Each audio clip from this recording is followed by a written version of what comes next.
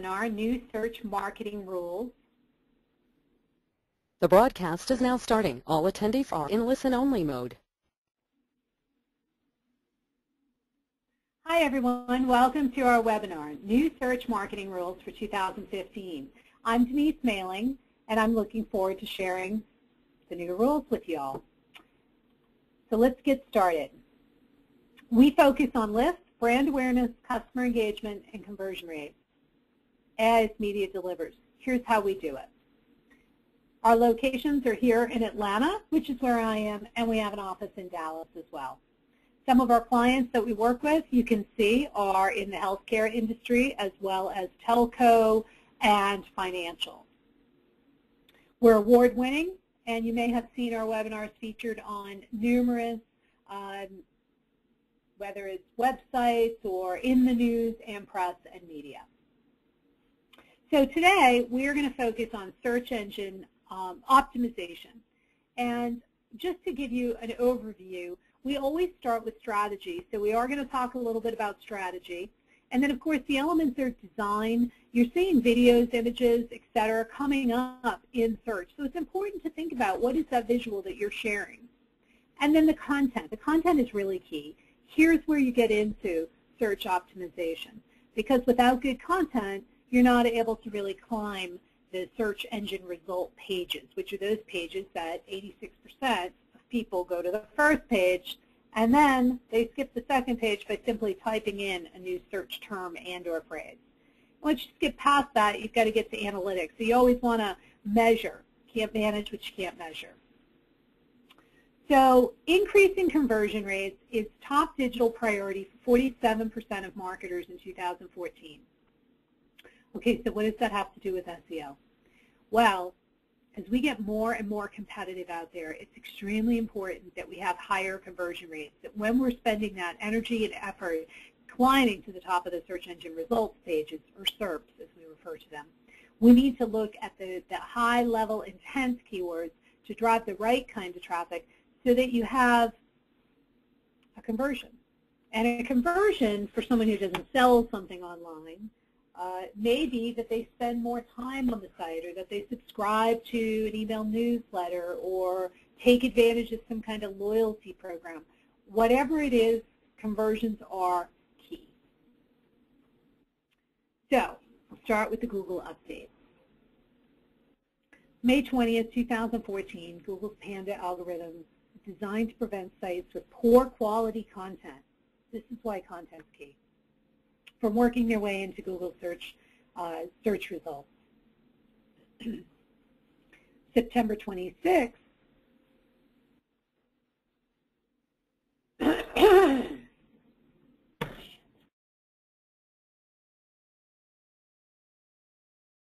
talk about new search marketing rules for 2015. I'm your presenter, Denise Mailing. Let's get started.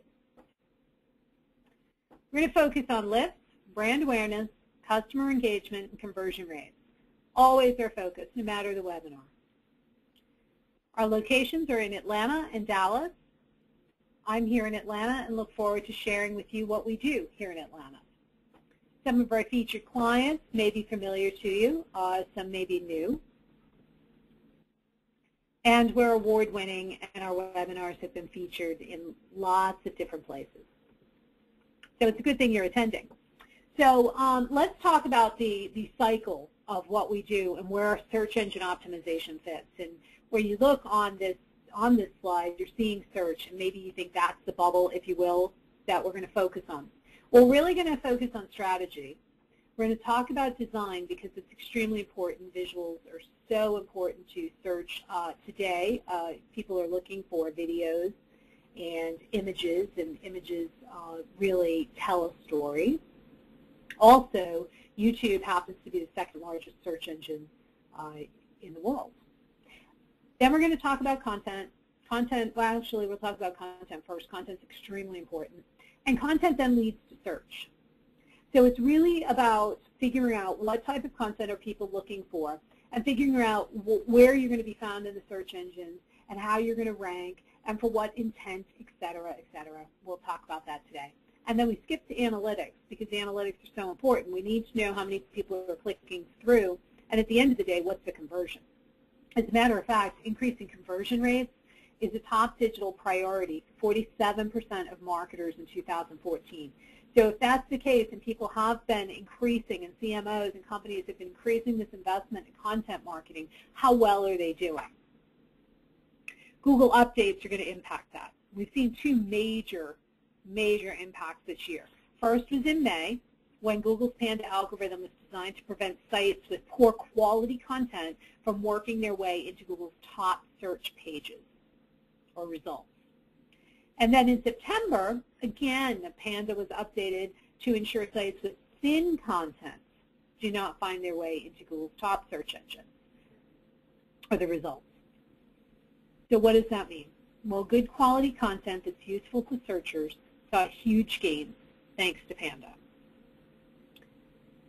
That users, searchers, found useful. That means that they had low bounce rates. That means that they engaged with the content. That means they stayed on the website. So all of these other analytics about what's happening on your website is telling Google whether they should continue to rank you. And the top sites that had the highest percentage of traffic lost based on that update, pretty big sites.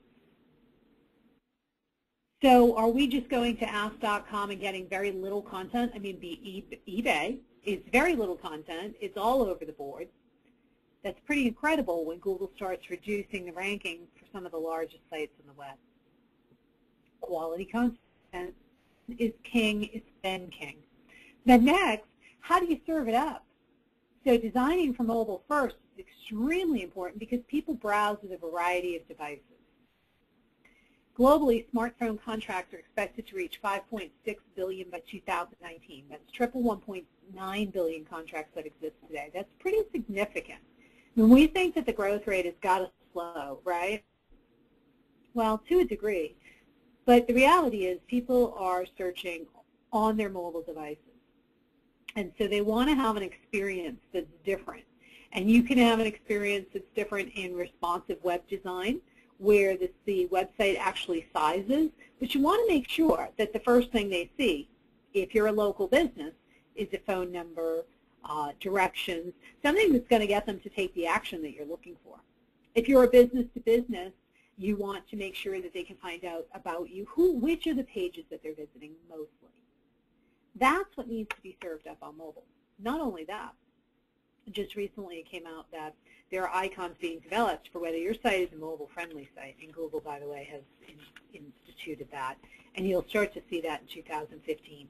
So if you're not serving up a good mobile experience for your users, guess what? You're going to pay for it in search engine results. And we're seeing a lot of companies, from small to large, starting to lose rankings, and others that have really toiled away on focusing on exactly one page with a lot of content that seems to be engaging, really climbing those search engine result pages.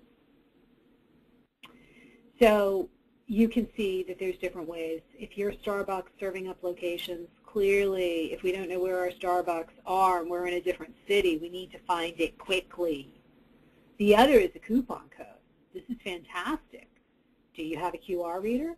Coupon code right there. And then, of course, if I want to call Comcast, it should show up quickly that I can call or I can cancel and go somewhere else. So you're going to start seeing more and more of this mobile communication and engagement, but your website has to be prepared for it. So there's different ways you're going to show up in the search engine and what people can access based on what your site is allowing. There's lots of ways to get found in the search engine. So media, the organic shift. 33% of traffic from Google organic search results go to the first item listed. Not everyone can have page one, number one listing, first listing. So in order to get it, there's other ways that you can go about it. There's local ways. There's ratings and reviews. And you can see on this page for Atlanta Dentist, we've got some advertising going on. And this is based on web, not images, maps, shopping. And you can see more and more people are starting to really decide how they want to search when it comes to whether they're going to see the global web or they're looking for images or maps. But PPC at the top, we've got 3 that are focused on buying that position. And about 42% will click on a paid ad versus an organic ad. And there's still a large contingency of users that don't even know the difference between paid and organic. So those of us who are in digital and we take it for granted that they know, they may not actually know, and they may not actually care. My thought is paid advertising, if you're paying for it, you must be serving up what I'm looking for under that key term. And then, of course, we have our organic search. And our organic search is right there. And it includes ratings now. So it's very important that we have our Google Plus page taken care of so that we can get lots of Google reviews, so that we can start to climb the search result pages. 89.82% of people click links on the first page of the search results. Apparently, if they don't find what they're looking for, they're going to type in a whole new search term or phrase. So, buyers are revolting against traditional marketing channels. We're seeing, and it's probably because there are so many channels, that we're determining how we want to view information and what we think. There's a statistic that came out recently, 70% of buyers want to learn about a company through content, not advertising, which is why 84% of people leave websites with intrusive or irrelevant ads. They don't want to be followed. They don't want to see all this display advertising. They're okay with seeing some of it, and display advertising can definitely work. It's just a matter of, can they get to the content that they're really looking for? What was the purpose of visiting that website? Did they access and get what they were looking for immediately? 86% are skipping TV ads. We have DirecTV, we have Netflix, we have DVRing that we're able to skip. 44% of direct mail is never even opened. 200 million on the FTC do not call list. That's 2/3 of the population in the U.S. And 91% of users unsubscribe from email they previously opted into. They will come back. Email is still the workhorse. It's still producing $42 on every dollar spent. So I don't want to say that any one of these advertising channels wouldn't work. It's just when you're going in, you really have to continue to build that email list or build those views. You're just getting fewer and fewer impressions. It's not that they don't work. It's just harder and harder to get the results that you're looking for. And $100 billion is spent in paid media to buy traffic to get declining ROI. It's going to cost more. Declining reach, again, fewer impressions, and then no one seems to click anymore. Well, they do click. It's just no one seems to click anymore. So it can be somewhat demoralizing. It's really about balancing across the board what it is that you need to do to get users to your website. 92% of user activity does occur in unpaid media, which is probably why that stat for 70% of consumers want to learn through content versus through being, advertising, paid advertising, or what they perceive as paid advertising. So now let's look at Atlanta Justice and how it's showing up with Google+. Social sharing is now propelling organic search rankings. Your reviews are now, when you hover over, all of a sudden up to the right, we start to see more information. We can see photos. We can see if we even like the look of the office. We're not here to pick on dentists. Most people don't like going to the dentist. So let's have some friendly faces. Let's let them know where we are, that we're local, and that they can easily find us. Let's let them know that other people think we're fantastic, so you don't have to be so afraid. A lot of people are afraid of the dentist. It's just one more way of you really positioning your company and getting those reviews. And reviews are hard to get in a business-to-business environment. What else can we do? We can have relevant content. We can get content rated. We can get it shared through social. We can push it out through email. We can repurpose it in a multitude of ways. So 86% of buyers begin their buying process with a non-branded search. So the difference between a branded search and a non-branded search. Non-branded is not your company name. Now, if your company name is Toys R Us and you type in toys, well, that could be misconstrued as branded. But the reality is most of us have unique business names. So 86% of buyers begin their buying process with a non-branded search. In the automobile industry, they do start with a brand, but they move through about 5 brands on average. So there are some elements to this you need to keep in mind. So if it's non-branded, that means they don't know about your company. That's where you want to go. You want to focus on the high volume, the non-branded search, the high intent. So I'll give you an example. So in the visibility factor, who's disrupting my space? If I'm AventusSystems.com, I own 0.11%. Dell is really getting in my way.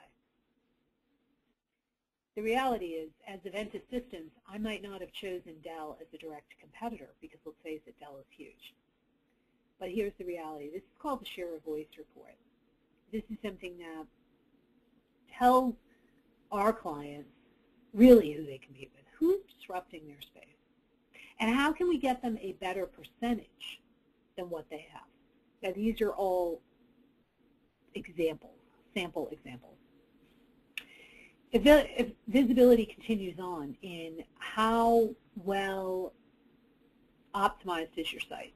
So if you look at what's going on here, this site is a very dense site that we used as an example.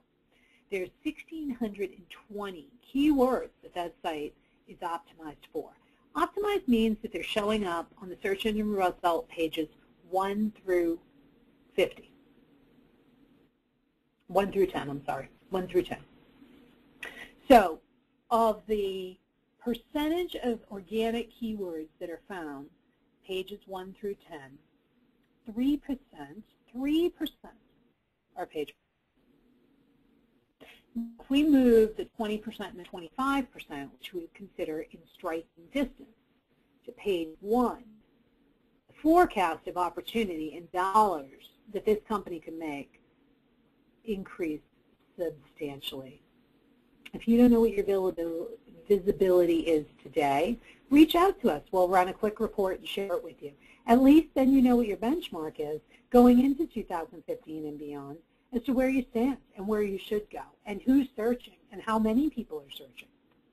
And blended rank, by the way, if you're looking at this, wondering what blended rank is universal results. It includes all types of results, whether it's visuals, video, written word, white papers, anything really that's being ranked as a page. Then the effort. So then we start to look at effort. And then we go back and we say, okay, of the 62 that are 3% ranked on page 1, what do we see here? This becomes alarming. This becomes alarming for us in this industry when we work with a potential client or client and we see that this is happening on their website. Because the PowerEdge T310 price is ranked at 4, which is great. That's a high intent keyword. Wow. Somebody must really want that. Except nobody really does want it because the search volume is below 10. There are less than 10 searches for that. So where are we spending our efforts? Did this company hire a search optimization company? Maybe they didn't. Maybe they don't care. At the end of the day, there's very little search volume and a whole lot of effort getting these particular keywords on page 1. So you do want to think about what is your visibility, where do you stand, what's the effort you're putting forth, and is it really worth chasing that? Now let's look at conversion. So I mentioned forecasting the opportunity of conversion. So let's suppose that we're developing great content. Our website is working, the back end is all clean, everything's great. Now we want to figure out, well, let's suppose that we increased our rank by difficulty from those that are highly difficult, just 6, just to number 6 on page 1.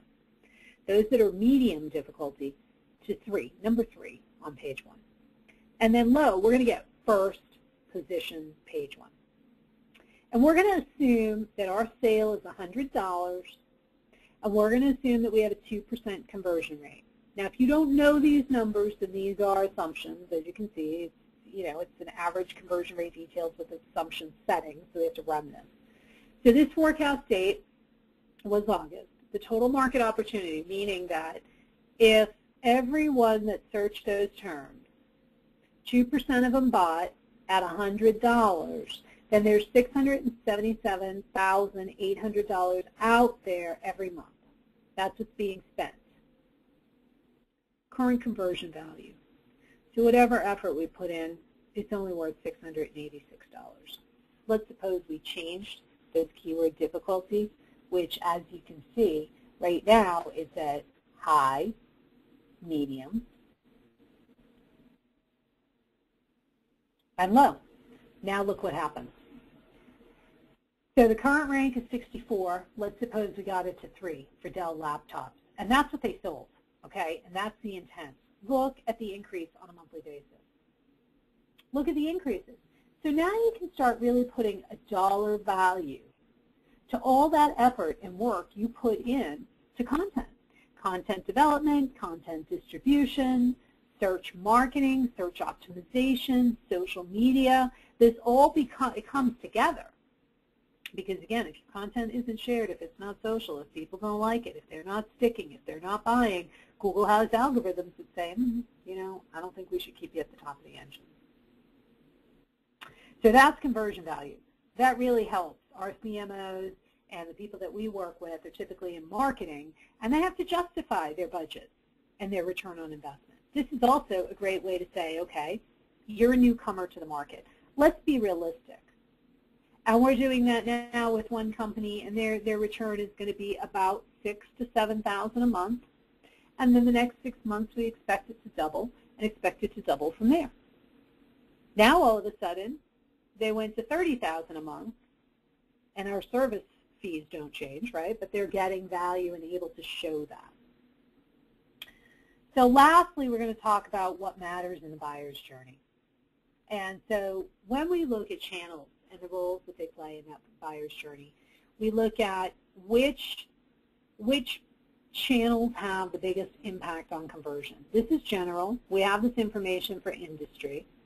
But direct represents, and that's the blue that you're looking at 68%. Direct represents websites. Next, you have organic search, 62%. Influences the conversion. So if I searched in an organic matter, then that's going to push me. It's not equal to 100%. It's just how much weight.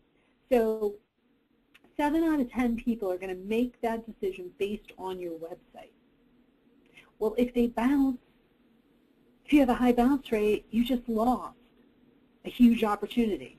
If you don't have great content, every single page is not optimized appropriately, they're going to bounce. If when you put out a display campaign or an email campaign or pay PC, which is paid search, or social even, you have to direct them to the site that makes sense to the content, or they're going to bounce. The point is, keep them on the website, keep them engaged, and you do that through a variety of ways. Mostly content, whether it's images, in situations, recipes, to white papers, to infographics, so important.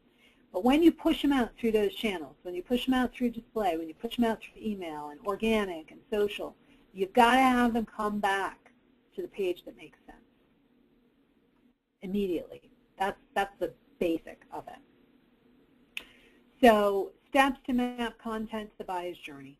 Define who your client personas are. Who are your customers? What are those personas? Understand the journey that they take. Where are they dropping off? What are they doing? Put some heat maps on. See what's happening. What are they looking at? Then you want to map that content.